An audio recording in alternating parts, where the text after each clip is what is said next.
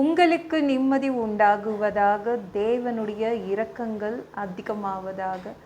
தேவன் என்ன சொல்கிறாங்கன்னா, 1 நாளாகமம் 29:12, ஐஸ்வர்யமும் கனமும் உம்மாலே வருகிறது. பணம், இந்த மரியாதை இதெல்லாம் இயேசுவால் தாங்க வருது. உங்களுக்கு பணம் வேணுமா, மரியாதை வேணுமா, அதெல்லாம் இயேசு கொண்டு வந்துடுவாருங்க. அவர் யாருக்கு ஐஸ்வர்யம் கொடுக்கணும்னு நினைக்கிறாரோ, யாருக்கு பணம் கொடுக்கணும்னு நினைக்கிறாரோ அவங்களுக்கு தான் பணம் கொடுப்பாராங்க.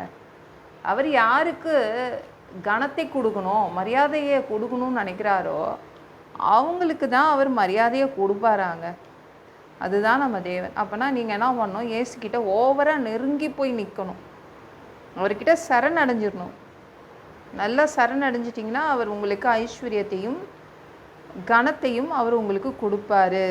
சரிங்களா? ஏன்னா இந்த பூமியையும் இந்த வானத்தையும் கட்டி வச்சவர் யாருங்க? நம்ம தேவன்தான். தேவன்தான் பூமியை கட்டினாரு, இந்த வானத்தை கட்டினாரு. அப்போ இந்த பூமிக்குரியது அத்தனையுமே அவருக்குரியது தானே. அவருக்கு தான் ஐஸ்வர்யம் கனம் எல்லாம் அவர்கிட்ட தான் இருக்கு. அவர் யாருக்கு கொடுக்கணும்னு நினைக்கிறாரோ, உங்களுக்கு கொடுக்கணும்னு நினச்சா கொடுத்துடுவார். அவ்வளோதான். அதனால் நீங்கள் அவர்கிட்ட ரொம்ப நெருங்கி போய் நில்லுங்க. அவர் மனசு வச்சுட்டாருன்னா உங்களுக்கு கொடுத்துடுவாருங்க. அவர் மனசு வைக்கணும். எதற்கெடுத்தாலும் அவர்கிட்ட போய் நில்லுங்க. அவர் கண்டிப்பாக உங்களுக்கு ஐஸ்வர்யத்தை கொடுப்பார், உங்களுக்கு மரியாதையை கொடுப்பார். நீங்கள் உபாகமம் 8:18 எடுத்து படிச்சு பாருங்களேன். ஐஸ்வர்யத்தை சம்பாதிக்கிறதற்காக உனக்கு பலனை கொடுக்கிறவர், பலன் கொடுப்பார். நீங்கள் வேலைக்கு போகிறதுக்கு உங்களுக்கு பலன் கொடுப்பார், உங்களுக்கு அதிக அறிவை கொடுப்பார். உங்களுக்கு நீங்கள் வியாபாரம் பண்ணுறீங்கன்னா அதுக்கு அறிவை கொடுப்பார், பலத்தை கொடுப்பார். பைபிளில் நீங்கள் படித்து பார்த்தீங்கன்னா யாரெல்லாம் பணத்தையே தேடலையோ அவங்களுக்கெல்லாம் பணம் வந்துச்சுங்க. யாரெல்லாம் மரியாதையெல்லாம் தேடவே இல்லையோ அவங்களுக்கெல்லாம் அதிகமான கனம் கிடச்சிச்சு. நீங்கள் தேவனை தேடினீங்கன்னா இது ரெண்டுமே கிடச்சிடும். இயேசுவை தேடிட்டே இருங்க, அதிகமாக தேடுங்க, அதிகமாக ஒரு பக்கத்தில் நிற்க ட்ரை பண்ணுங்க. அப்போது கனமும் ஐஸ்வர்யமும் வந்துடும். முதலாவது தேவனுடைய ராஜ்யத்தையும் நீதியையும் தேடுங்கள், இவைகள் எல்லாம் கூட கொடுக்கப்படும். அப்போ ஃபஸ்ட்டு நம்மளுக்கு அந்த முதல் இடம் யாருக்கு கொடுக்கணுன்னா இயேசுவுக்கு தாங்க கொடுக்கணும். நீங்கள் முதல் இடத்தை இயேசுவுக்கு கொடுத்தீங்கன்னா உங்களுக்கு பணம் வரும், நல்ல மரியாதையும் வந்துடும். நீங்கள் முதலிடம் யாருக்கு கொடுத்து வச்சுருக்கீங்க அதை செக் பண்ணிக்கோங்க. உங்கள் வேலைக்கு தான் முதலிடம் கொடுக்குறீங்களா, அல்லது உங்கள் பிள்ளைங்களுக்கு கொடுக்குறீங்களா, உங்கள் குடும்பத்துக்கு கொடுக்குறீங்களா, உங்கள் வியாபாரத்துக்கு கொடுக்குறீங்களா? அதெல்லாம் மனுஷனா எல்லாரும் அப்படி தான் கொடுப்பாங்க. ஆனால் அது மாதிரி கொடுக்காதீங்க. ஃபஸ்ட்டு இயேசுவுக்கு உங்களுக்கு முதல் இடத்தை கொடுங்க. அப்படி கொடுக்கும்போது அவர் என்ன பண்ணுவார், மற்றதெல்லாம் கூட கொடுத்துடுவார். இந்த பணம், இந்த மரியாதை இதெல்லாம் நம்மளுக்கு கொடுத்துடுவார். நம்ம எல்லாரும் அதனங்க எதிர்பார்க்குறோம்.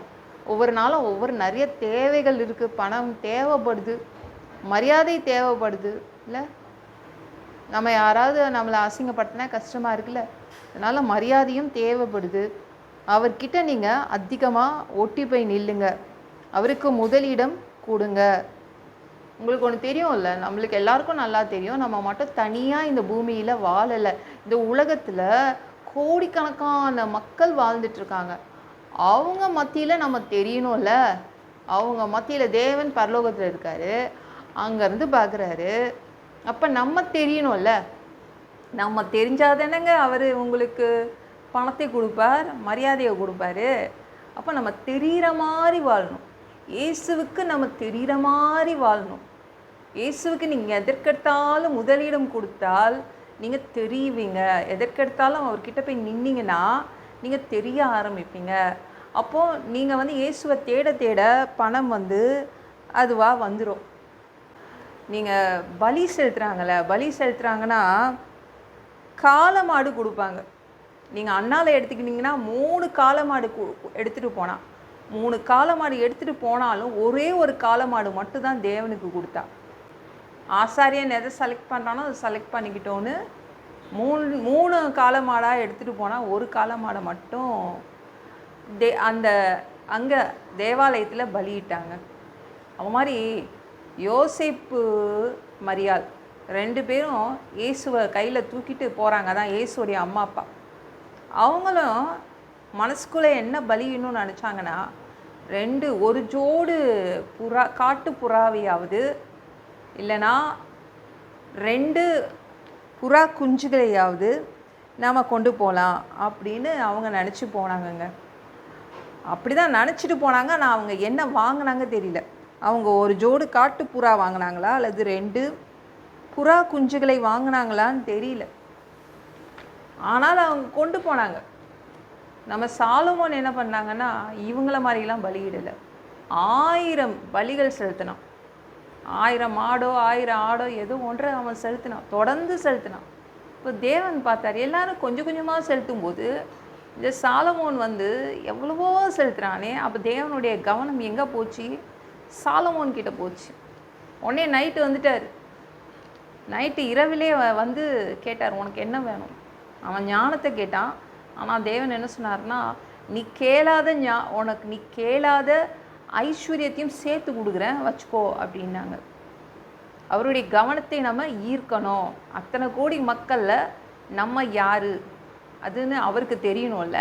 அதிகமாக துதிங்க. எல்லா மக்களும் தான் துதிக்கிறாங்க. நம்ம மட்டுமா துதிக்கிறோம்? நம்ம மட்டுமா பாட்டு பாடுறோம்? நம்ம மட்டுமா அவருக்கு உண்மையாக இருக்கிறோம்? எத்தனையோ பேர் இருக்காங்க. அப்போ அவங்களையும் நீங்கள் அதிகமாக உங்களை காட்டணும், இயேசுவுக்கு முன்பாக காட்டணும்.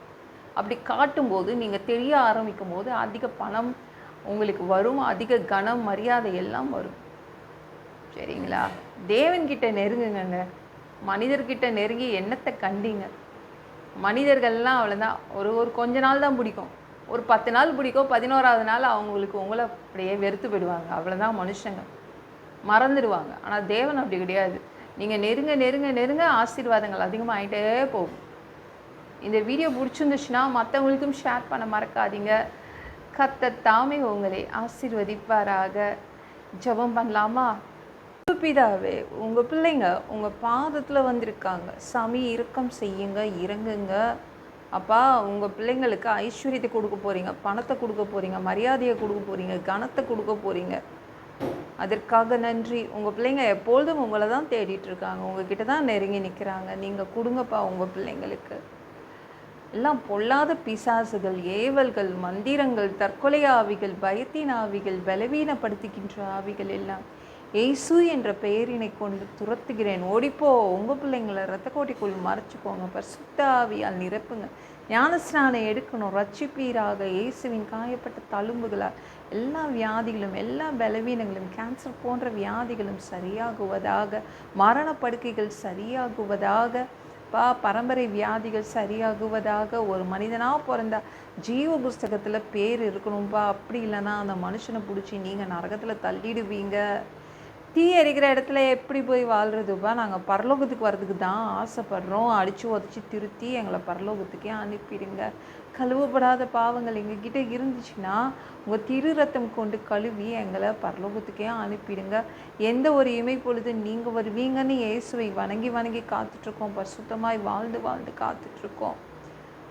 அந்த ஒரு இமை பொழுதில் உங்களுக்கு ஒப்பான உடம்பை எங்களுக்கு கொடுக்கப்படும். அதை பெற்றுக்கொண்டு மதியவானத்தில் உங்களை சந்திக்க வருவோம். அந்த தருணத்தை நாங்கள் இழந்துடக்கூடாது. ஒரு மனிதனால் பரிசுத்தமாக வாழ்கிறது கூடாத விஷயம். அதற்கும் உதவி கேட்டு வந்து நிற்கிறோமாப்பா. 7 வருட அந்த கிறிஸ்து ஆட்சியில் விட்டுட்டு போயிடாதீங்க. பிசாசு நடத்தும் ஆட்சியில் விட்டுட்டு போயிடாதீங்க. 1000 வருடம் இந்த பூமியை ஆட்சி செய்வதற்காக வருவீங்க. அந்த பொற்காலத்தை பார்க்க ஆசைப்படுறோம். எல்லாவற்றையும் ஒப்பு கொடுக்குறேன். இயேசு மூலம் ஜெபம் கேளும் பிதாவே. ஆமென். நாளைக்கு பார்க்கலாம்.